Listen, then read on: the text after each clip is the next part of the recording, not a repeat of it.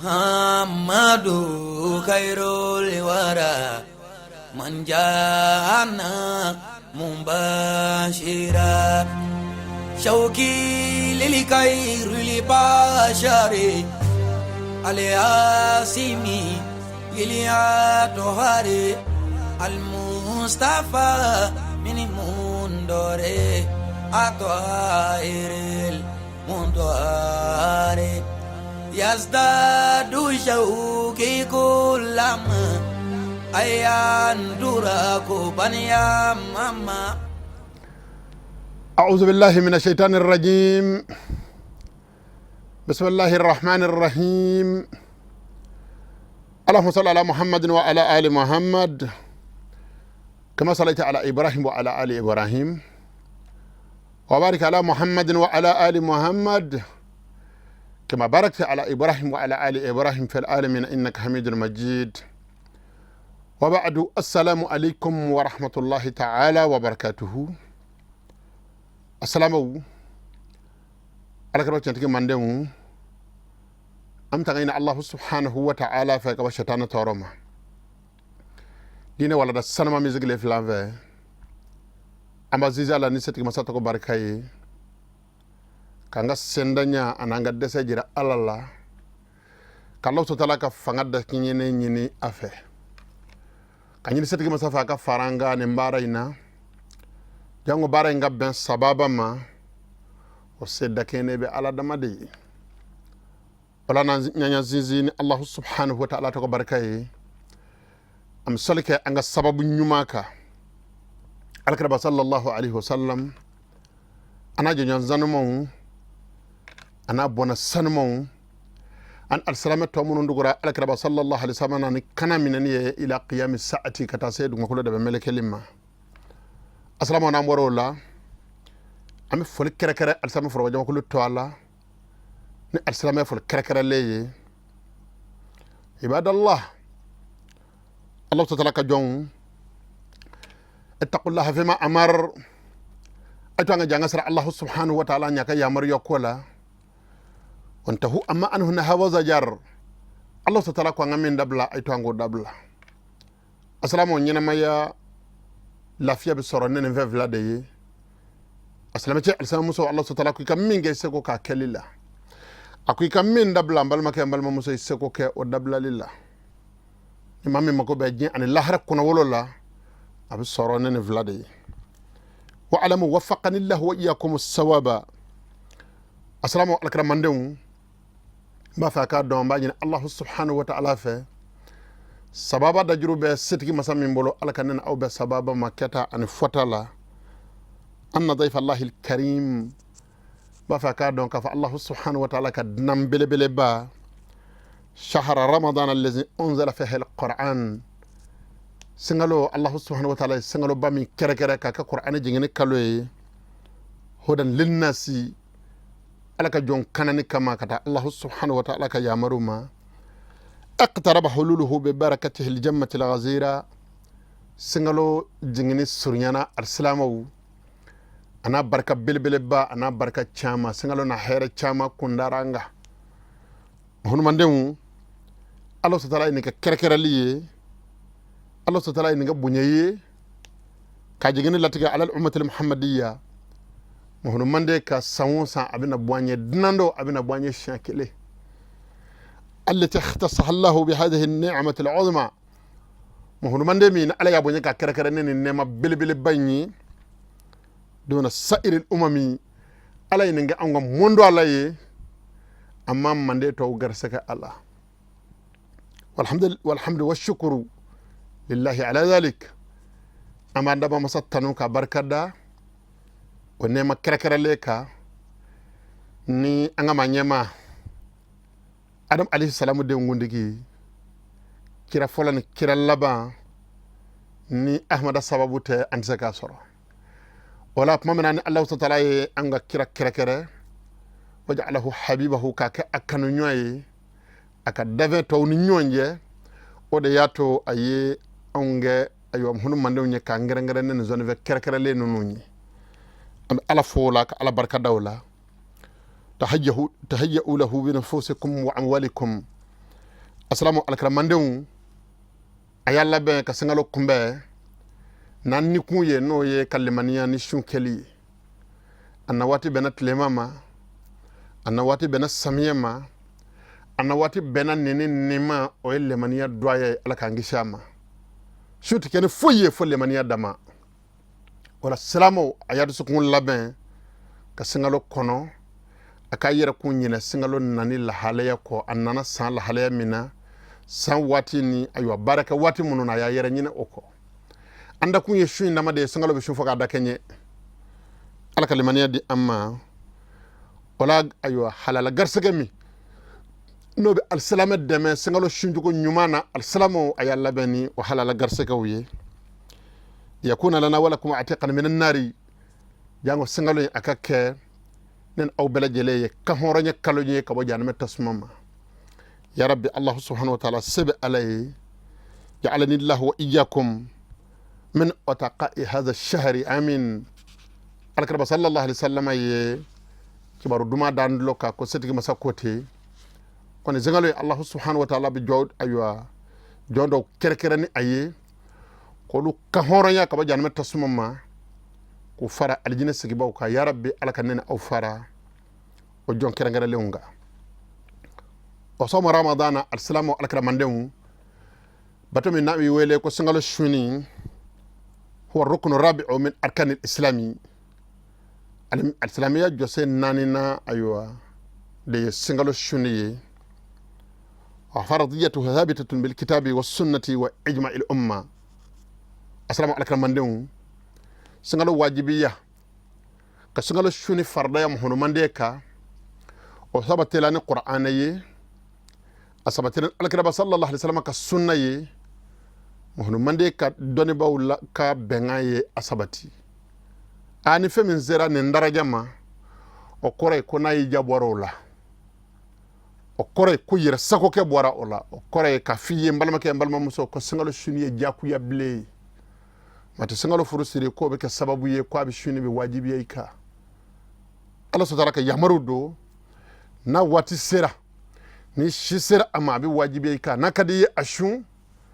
nakadi atoy ni bana mai mabam maye ibi bayere ye in alabina masala aywa domi atikene nyena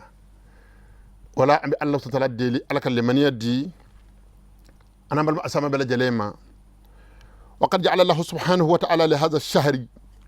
assalamu alaikum mandon allah subhanahu wa ta'ala en ngalo bele bay ala ya kerengere min al fadli ma tahsiru al asnatu an sharhiha ala singalo kerekere ni fusamandiya ye fusamandiya mi korta mi ni dalano mi dese ka nyefo muhun mande ni ya fo chugo la mahma balagta min al ilmi ka don mana chaya chugo la kuma mana no yima chugo ni ya fo chugo la ba fo ka dotoy Allah subhanahu wa ta'ala o bonye ano korta di singalo ma wal ahadith fi dhalika kathira Allah subhanahu wa ta'ala ya shere alkarba sallallahu alaihi wasallam ka baro sanuma ayo singalo samandiya kunga aka chan foka faka chan min haqulu nabiyyi sallallahu alaihi wasallam adoy alkarba ka pumay ma rawahu ahmad wal bayhaqi wan nisa'i imam ahmad yamin lakali imam bayhaqi yamin lakali والنسائي إمام النسائي من لكلي عن أبي هريرة رضي الله عنه كاتب تركبو الكرب صلى الله عليه وسلم كصحابة شبما إمام أبو هريرة الدوسيما صحابة ولا changana mununye lakali kekachaya kabo الكرب ما إمام أبو هريرة يقولوا دوي أبو هريرة كحديثة ومنه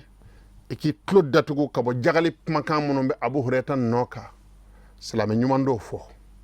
Abu Hurairah من الصحابة الخيرة لك رسالتك الصحابة ولا ما سوغان ديانو ندو صحابة ولا دوني باب دودو إما أبو هريرة كو كواسا بترك لك ربما لما حضر رمضان سنغلو دوننا لك ربا بالوني نينا ودو لك غنا بالوني دو صحابة ونيونجي كوب ما من سنغلو جورا ولك ربا كو أكو الصحابة وما وقد جاءكم شهر مبارك ako Allah subhanahu wa ta'ala latiga na ka jien kono kalo barkalin nana ama kalo nana ama kalo min Allah subhanahu wa ta'ala ya here chaya kuma koroyoyi افترض الله عليكم صيامه ako Allah subhanahu wa ta'ala kalin shuni wajibiya aka taftahu fihi abwabul janna aljina dawbi yele abunda seki ni ngaloyna wa toghala fihi abwabul jahim janime bunda wolof labe datuku okore aljina sorli sababu bin noya kaloy ngono sababu munu bi jose janime ma olu dawbi tuku ni ngaloy ngono wa toghallu fihi shayatinu gelebi do shatana wala kuma koroma do alakra satumbe afa mande unyi nyi ngaliba do lamme aye anga ngana nyininga allama sheikhana muhammad mustafa wage ko sheikhana wage ma kwale kamana bi gwan alakra bakana ngumayina kwale be min vamu ya ko ye singalo konnana boatu be anime ka chaya giringa jobi chaya ko ye alakota sirawde o be ko fe ko fukara ko sabatira ka lakira bama ko singalo mana jo ko to gallo fe shayatin ko gelebi do shaytano na ko kuma bale kaba ko ya ko bale kamana gwa sheikhana muhammad mustafa ajora dakurnya kelenga aya sharhu ka bi sharhin wadahi ni wala ni mina chakan nga amba fo ayo assalamu wi ni alakira sallallahu alaihi wasallam pumana alakira baka pumo ka nga lameni lemaniya de ani danaya kasoro ka koto kalifa alama kadala dama ko chena shatano fanga bi dogoya ni singalo jora ala yo ke demenye ka nyishi hunu mande ma o dama de nyinne do anve alama mbena sababa ma fihi laylatun khayrun min alf shahr halibi alaka krasigele do baka lulu kisaw bunu munu ka di amande ma ako singalo samandi ya hukumu kono ako shukeli me singalo kono ko shukeli here ka bokata ma kalo bakelenga ako no hono mande mo man hore ma khayra ha faqad horim mawma ne kalo ni a here taraki da here belejele taraki da ninyi harsa kelenye mimbi wasaka singalo fasamandi kunga al ahadith fi zal bab kathiratun jidda la takadu tadkhulu tahta hasri singalo fasamandi kunga harsa kenama mun zabatira ka alakira bamma ni harsa chaw ya sabe marse kana no belejele sikiro ngele wati chuku kama amba wasado ni harsa kele nani mi wasaka mun mande wal fatra fi nahar ramadan biduri udhr shar'i azabuhu shadid wa iqabuhu alim assalamu alaikum mandum nyafa ay sango singalo suni wajibi le dum hun mande ka qur'an ya sabati alkarba ka sunna ni don boko ijma'u ya sabati opma ki tuku ka jimi singalo tele gonfe ki tuku ka dumini ka singalo tele gonfe ki tuku ka sifuru muso ma singalo tele gonfe ki tuku ka shungan ya korta ka bu yere ka singalo tele gonfe a mbalma muso ni yene nge ka sora sharia ma daga iye a mami java ira java nyangata mi mbola ka Allah subhanahu wa ta'ala yoro o nyangata ka gele fuka faka gele assalamu alaykum ngale man ya alala Allah subhanahu wa ta'ala yanda ayu assalamu do sen duru mi ngama singalo ya doyi anga jamana labana be ni singalo jora ni taranga sugu fiyo la mohon mande hine bi minne ibi assalamu dafale farni na fa ayu atlubi shuru odishika ibi teda sigile singalo tle gonfe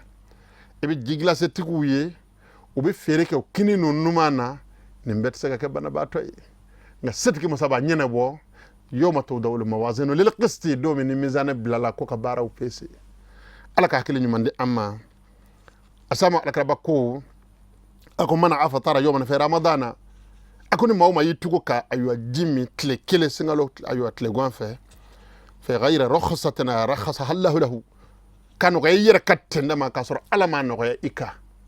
ka diyira matte ka sor Allah subhanahu wa ta'ala madi imma lam yaqad anhu siyam ad-dahr kullihi akuna tigala may nyi belejele shu aka nyina may tobeke aywa shuna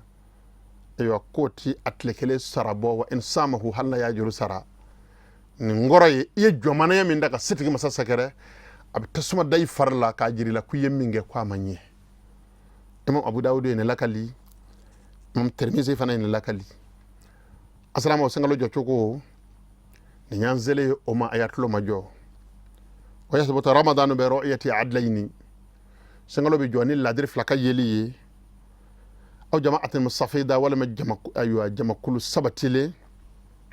la yumkin tawatu'uhum ala al-kadhibi jama kullu min zaka faranyonga kangalotige na fara ko ladiri anga jamana labana o amsalu nasi de mola nyuma nyonda sharia kitabu yemi va ladiri la ka gele aywa tle laban bora aslamo fanga dogo yara nyonda asabiyat ki sarabe alaka hukamitigi ko al adlu man yatanbal kaba'ira wa yattaqi fil ghalib as-sagha'ira wa ma ubiha wa huwa fil iyani yaqdahu fi muru'ati al-insani inna lillahi wa inna ilayhi raji'un nima jirana ko hono mande folo mo kungani akwai ladir da ye aywa mami nati kaba'ira jurmu ke o bole ko fala jurmu bilbil ba o bole ko fala aba hagli sa ko to ayere la kayere koloshi kosebe ka bo hali jurmu fitinina hali fedo dagale do man viyan la shariati jurmu sabe ma kuna ala nga aywa lebu do adamadinyana ina fo ka perenga man vi wele ko jugu walima aywa kidawa ko jugu ni kumay walima aywa ta itama tola ka kofle ni nyefle chaya walima ka dumini ka sugu fiela walima ka tamani sabara aywa isena ngoloyi walima ka fini do fini mimbi mabaya bo ila ni jite ladiri ka ketay alhamdulillah rabbil alamin wati choko kama ne ladiri soromande anga jamana laban ladiri de ni mamin to afara mo ba fa ani karsa ya fa karsa ma sabe o de anga jamana ladiri wiye no ma fla ko ku ye kalo jora o choko kele don jamakulu ninje anaka dembe bu ko forola ala ya latiga ale kalo ye aya jira de ma damadola wal ma ka barakala ma damadola be ya ye unana fa dugu kono ko kalo yera ko lu ya ye wulaina o kore kalo jora o jamakulu shiat sega fara nyonga kangalondi ke alsalamu yi o choko kele do yasbutu sangalo be sabati be talaga fi ni telegramu ye chokorobo be o korono anya dem sawni wa bis sama'i min radio ni radio ko kalo jora kalo be joni o ye wa bi telefazi abi jo ayo ni television ye lil ilmi bi sidqi khabarihima kada ka mbedda mala ko kibaru mi mana bo tele ni radio da ko chendo ni bana singalo ko ma na yi balma do ka sayafo ibi labe ko jana jammagen o kore ki da mala ko radio ni television fo wala yasbutu bi qawli munajjimi singalo ti joni dolo dona ka pmaye dolo dono be calendrier munon la kat santlanga ben ama singalo ti joni oyi o be tama yeli de no fe nga singalo ti joni oyi wala bi ru'yati wahidin wa yajibu alayhi sawmu nimma kelinda may aywa kaloyi ama shere sora yere la singalo ti sabatini oyi ngale mi nyeya yi abi wajibi aleka kashu ala mambena sababa ma apma dalu ya alkaraba kapma ya alaka kira ko somo le ru'yatihi nim hun mandin ay shuna ye kaloyi wa aftiru li ru'yatihi ayad aywa ayami na ye kaloyi fa in ghumma alaykum ni kalo dugura ala fa akmilu iddata sha'bana 30 yawma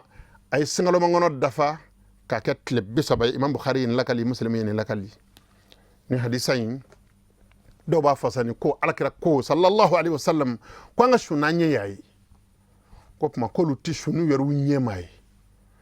wati koro kama nyoda harsa chama nana minya sabati ka fa alakira balone kibaru nana foye mado nana fwa sigile kune kaloyi ay shiria jwatigi kay dame alalawa e dame alaka kelibandi ala o honne damala e islamay wa ne islamay e dame nem hoduka kirela wa o honne damola bilalu anzin fi nasi bilalu wulika kibaru se muma ko kalo yora o choko keledo alakira satuma sahaba o shunani mo ka yeli o ma fonyera nyeka ye hadisa korotoyi islamay bismillah fa wala dalina afanga danyona salame sikimo ka fon nga famiya wa makoro ka tabulo ande shuni tele ka yeli ande shuni arajo ka yeli anga makoro ka tabulo kunde e na alaka kira ka tleni tele arajo ka tele kumbena e kumba famu ka donga foko alaka ba mako ba ka dina yiri walide la amma ko ba salame ka nyeta de la alaka hakili nyumandi amma alako kaka alaya kama alako kay alkaraba sallallahu alaihi wasallam na bona sanmo barka kama waqad yajibu ala kulli muslimin sangal be shunu be wajibi al salam kelengel na beka aqli mi hakili tigiye balighi mi balikuye qadirin alayhi mim seka shun min ghairi mashaqqatin baligha kasura makani geleya dama temey balikuya nga sharia kitabu yafo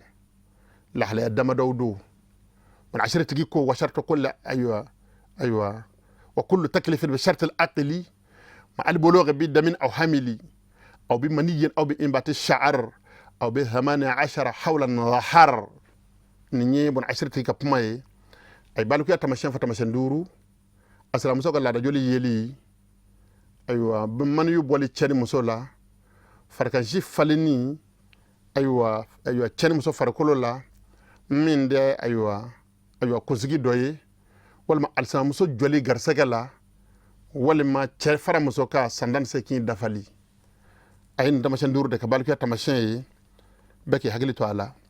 wa sahabu ala wali sabi abi wajibi ya dam aywa alsalama mun ne dem son bu bolo dem sen ka kunye kalfa men mami ma aywa kannedo atigika an yudarribahu alayhi aka al addeke shuna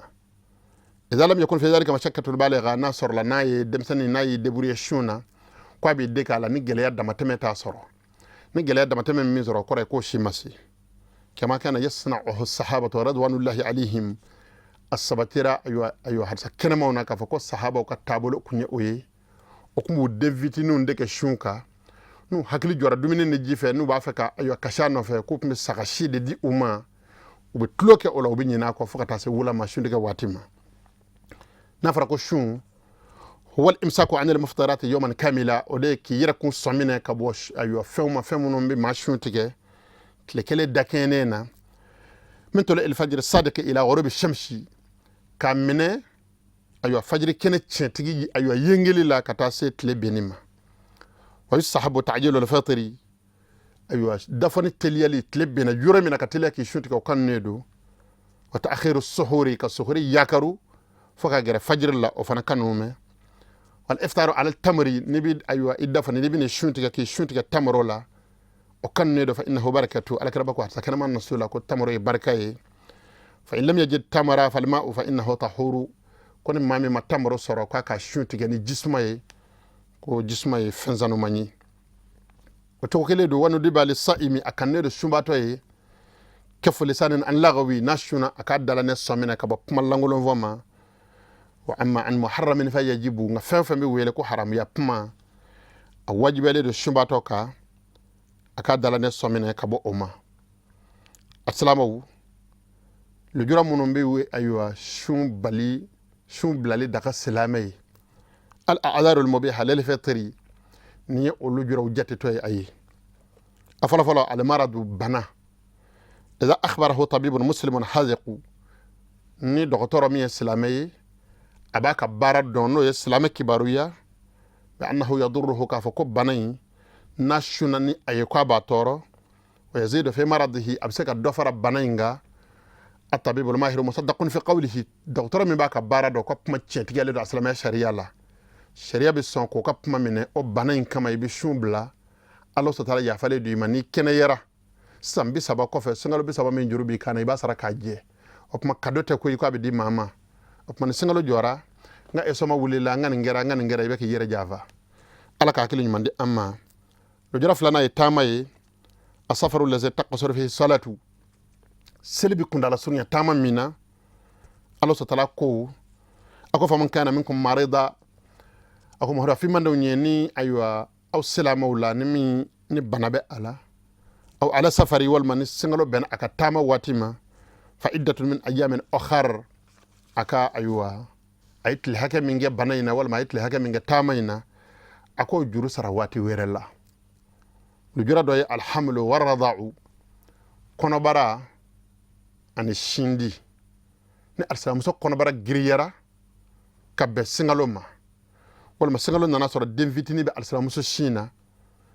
idha khafat kullu minhum ala nafsiha aw waladiha nunu vlakelon kele